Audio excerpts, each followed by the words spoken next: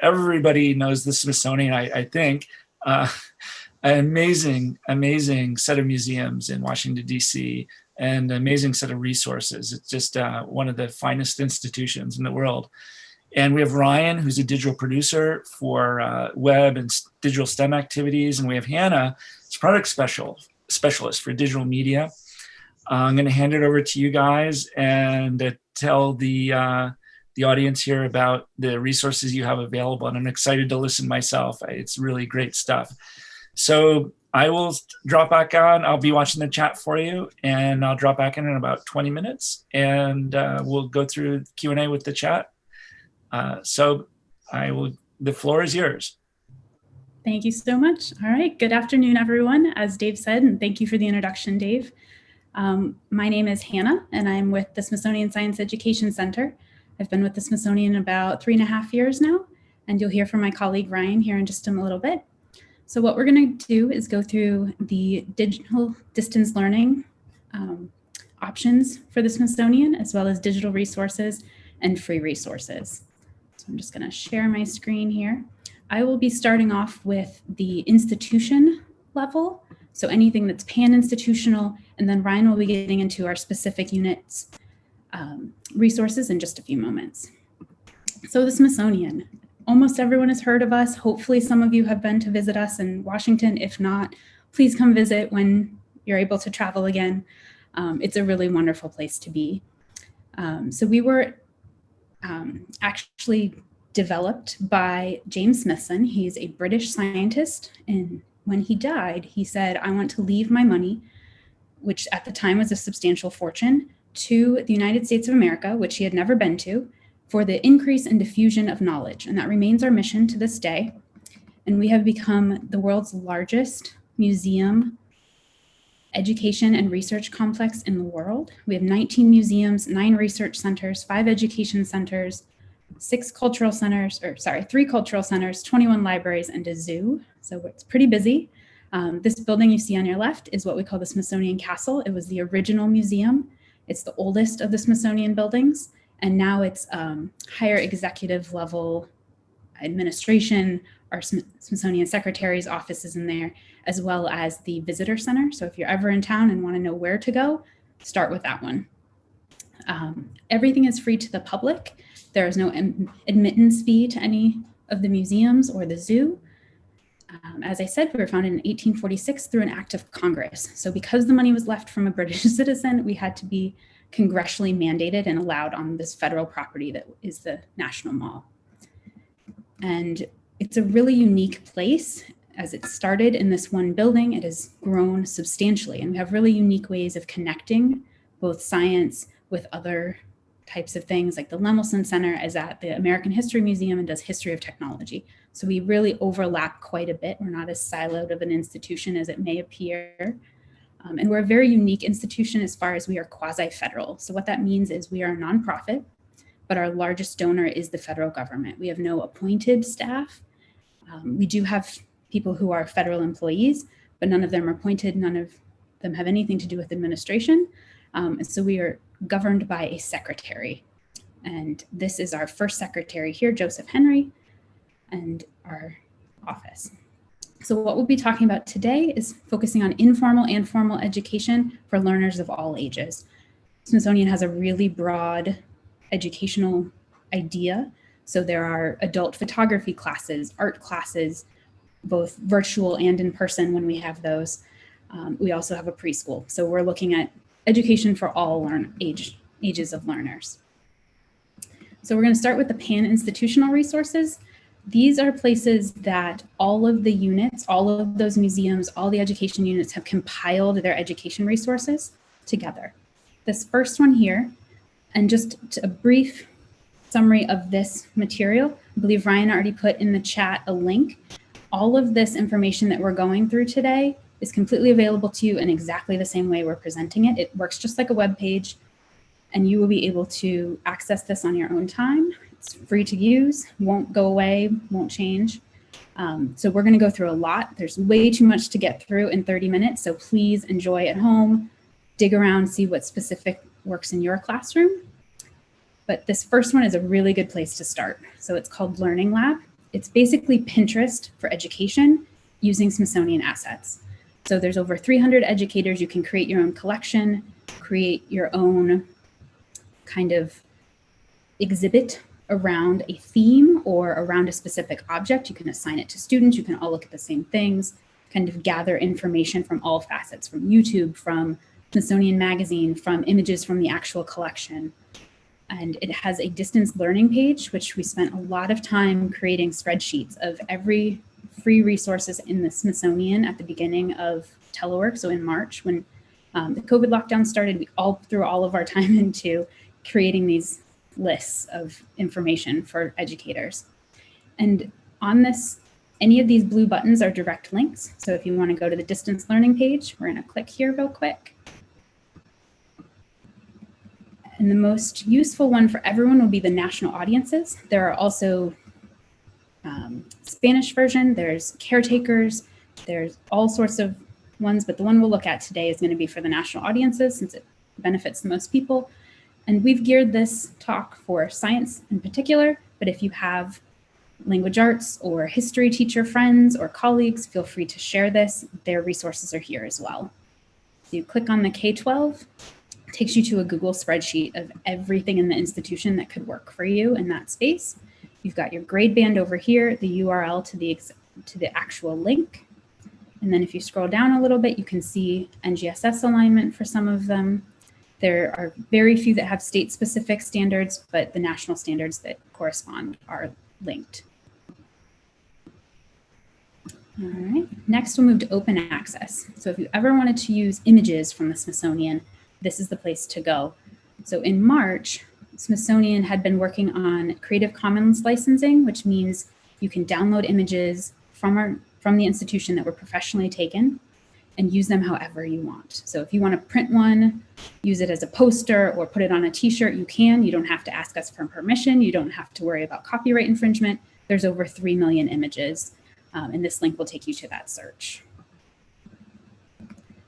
The 3D Digitization Office is a unit within the Smithsonian who does digitization of Smithsonian objects. So anything, and we've often been called the attic of the United States, anything that could be in our attic, they will take. There's over 2,500 different 3D objects.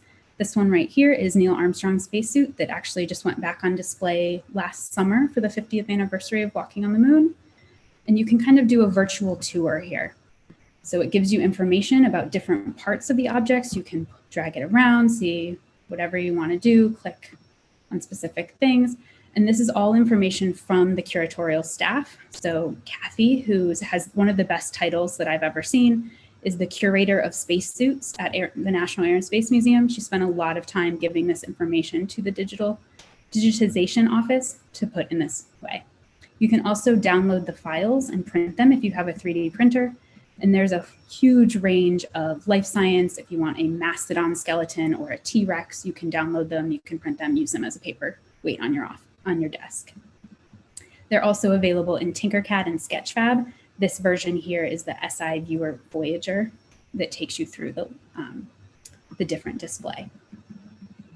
So as I said, there are tons of museums and education units within the Smithsonian. Each museum has their own education department. So this right here is actually a slideshow of all of the different museums with their education units linked.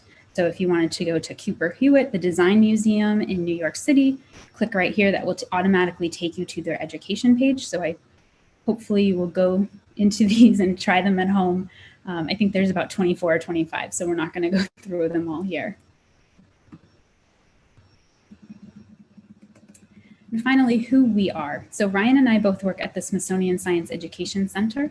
We're the only formal education unit in the Smithsonian, meaning we focus on teachers in classrooms and students in classrooms. We do less with the after school space and less with the museum education and more how do you work at a district level, how do you align to national standards, that level of education, training, and resources. Our mission is to transform K-12 education through science in collaboration with communities across the globe. We work both nationally and internationally. We do that in 2 main ways. We have 2 functional units within our unit itself, The professional service division conducts outreach programs, leadership development, systems transformation outreach. You can see some of their their pictures here. They do everything from very specific biodiversity. This is what we call the education academies for teachers. They also do systemic planning. So SPI is Strategic Planning Institute, where you're bringing a team of people from your district and looking at how you can change your science education plan for the district level. And the second way our mission is being carried out is through our curriculum and communications team. So we're developing K-12 curriculum materials, a science literacy series, and digital resources, games, simulations, 3D makerspaces, anything that you can tangibly work on in a classroom, we're producing that. All right, and I'm going to stop right there. We're going to stop real quick for any questions. Ryan, is there anything I need to answer right now? A lot of positive comments about the Smithsonian, and just a general question. Hannah, do you happen to know what museums are open around this time? Are there any that are closed? Could you give us some information on that? Sure, a little update on that. Smithsonian has done a really nice job of trying to conservatively keep their staff as well as visitors safe. So they've been following the metrics and CDC guidance. About half of the museums are open right now for timed entry. So if you're planning a visit, make sure you go on the website and get a timed entry pass so they can kind of control crowds and make sure not everyone's coming at once. The ones in DC that are open are the National Zoo, the Udvar Hazy Center, which is the hangar of planes and the space shuttle and SR-71 out at Dulles Airport. American history, African American history, American Indian are all open on the mall, as well as Smithsonian Art Museum and Portrait Gallery. Great, thank you. I'll start sharing my screen here, and we'll talk about some of the free resources in the Smithsonian Science Education Center.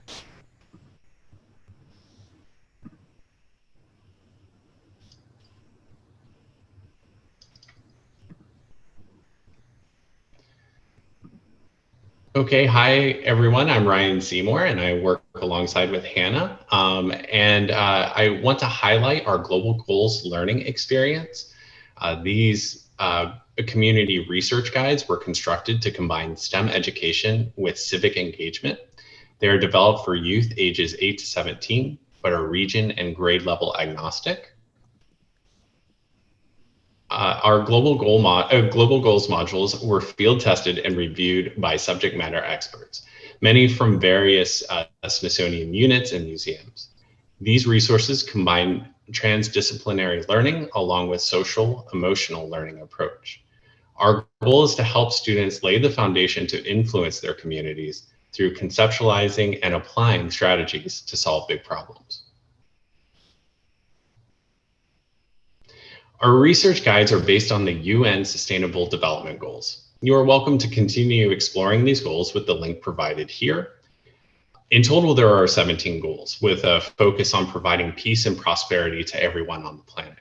Each of these modules covers multiple sustainable development goals. We also highlight researchers and citizen leaders as they apply strategies to improve conditions in their local communities. Problems are presented in various perspectives and contexts: social, ethical, economic, and environmental. It's through these perspectives, students can plan to tackle these issues in a complex community setting. Students are asked to develop an action plan at the end of each module as a personally tailored strategy to assist their community. In total, there are 3 Global Goals modules available: mosquito, food, and COVID-19. 2 more modules will be available in 2021 and additional planned releases after that. We are actively translating these resource guides into multiple languages. Our COVID-19 module is our most translated resource, and it's available in 22 languages. Our mosquito module is available in English and Spanish, and food is also in the process of being translated into other languages. Also free is an accompanying digital interactive with our food module. Pick Your Plate is a game where players try to balance their daily nutritional needs through exploring the nutritional guides of 8 countries. An additional paper-based free resource accompanying Pick Your Plate includes a recipe booklet where students can make simple recipes from around the world while sharing their own favorite meals.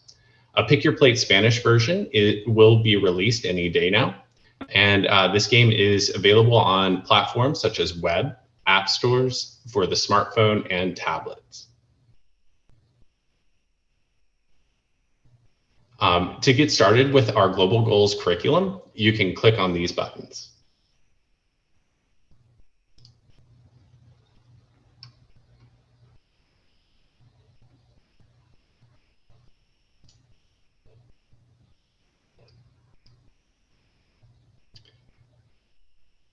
Speaking of digital resources, Smithsonian Science Education Center has many free NGSS-aligned digital interactives. Here's an ever-growing list of the type of products we work for on grades kindergarten through middle school. We'll be sharing about some of these resources in just a moment, but to get started exploring, feel free to access our distance learning website with the button below.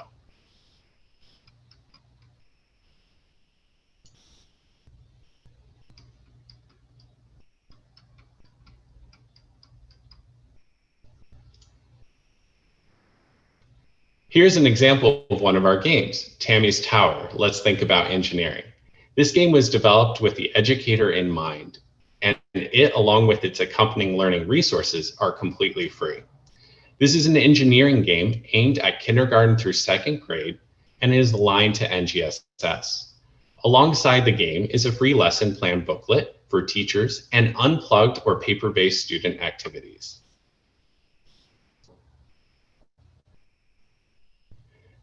This game was developed with accessibility support and includes English and Spanish versions, has color blindness testing, and text alternative. All of our games and simulations are available on multiple platforms, including web, mobile, and tablet apps.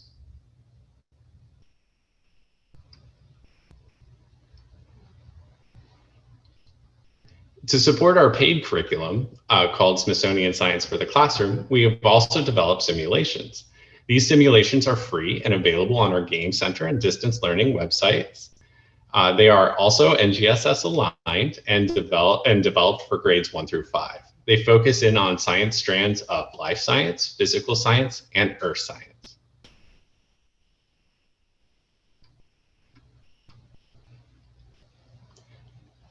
Additional free content includes our hands-on makerspaces activities. These free resources are aligned to next generation science standards and engage students with innovative approaches and technologies. Included in these projects are ways to teach students 3D printing, engineering design, computational thinking, design thinking, and coding.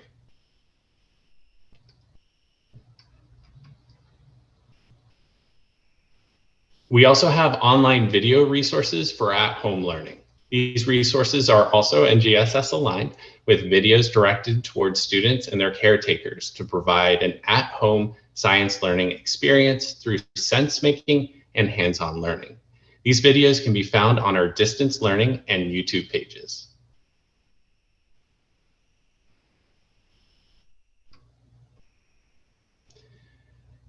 We also have a series for students called Explore Smithsonian, which provides a behind-the-scenes look at some of our most iconic locations and research centers. Each video starts with a driving question and follows Smithsonian scientists as they go about the process of science.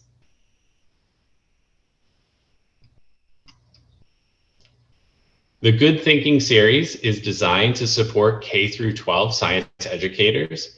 They are constructed in a short video format that explores common student ideas and misconceptions. These videos were developed with the national standards in mind.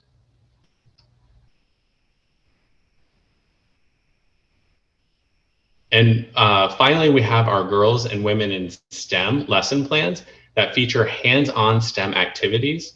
They were developed to inspire engagement and curiosity in various STEM-related fields.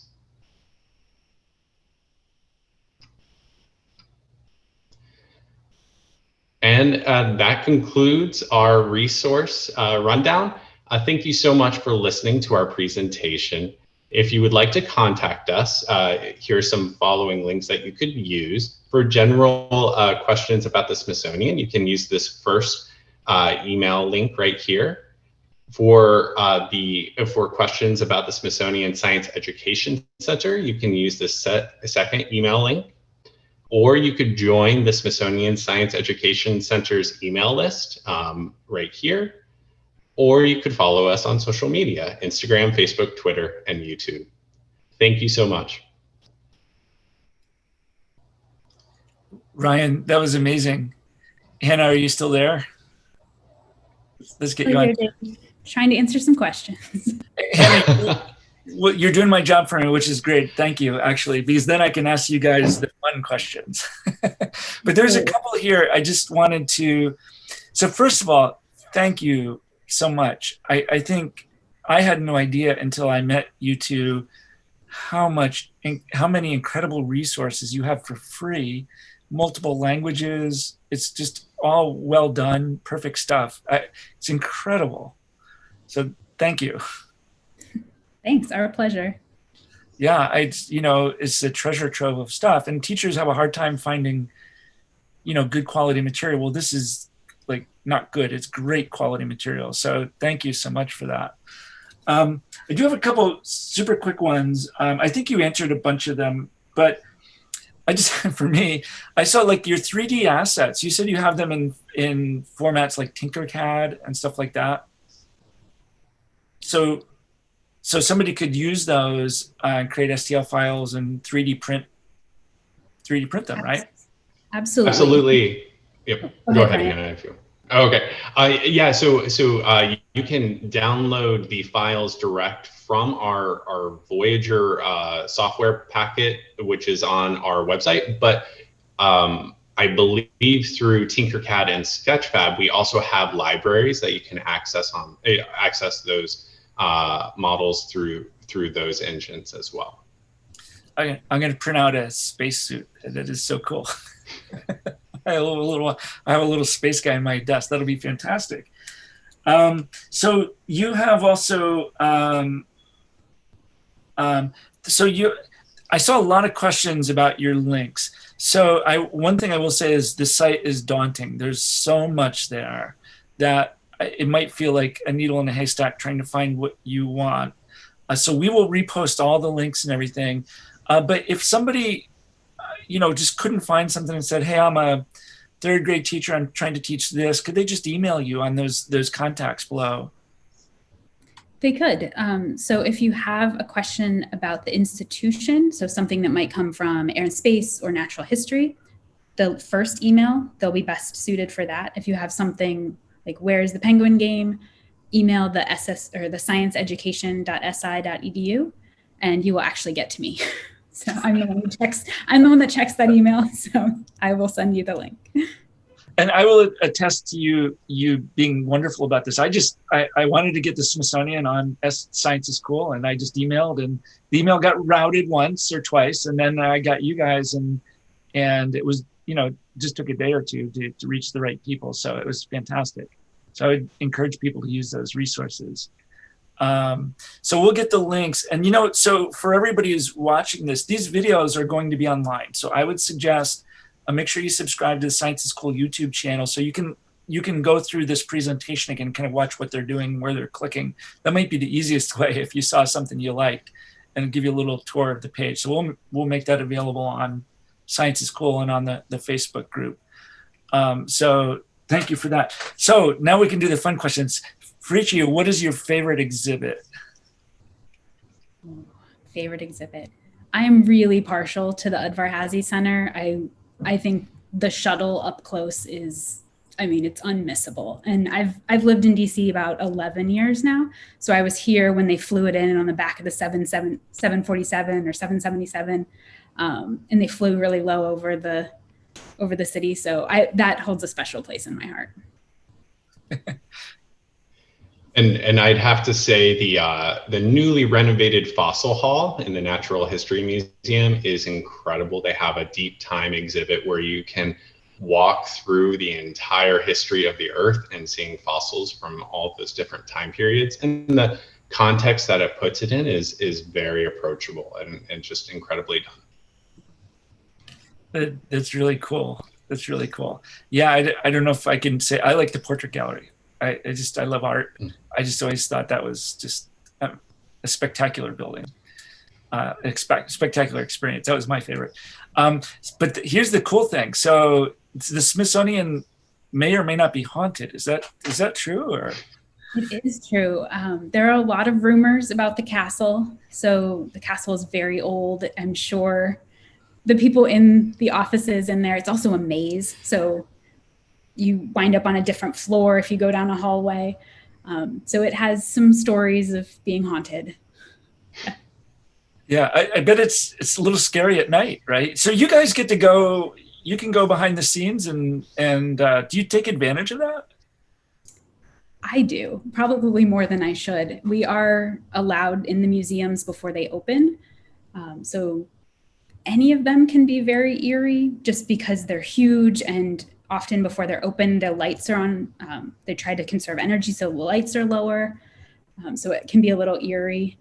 I've also been in the maintenance elevator of American history because we got some of our curriculum stuck in there. They wouldn't let us take it out because we had the wrong paperwork. So I had to go rescue it. And the elevator is a box truck size. So they can just back a semi into this space, and it's a wall. So the wall opens and out comes me and the security guard. And these people are all standing there like, oh my God, the wall's opening. So the behind the scenes is really great.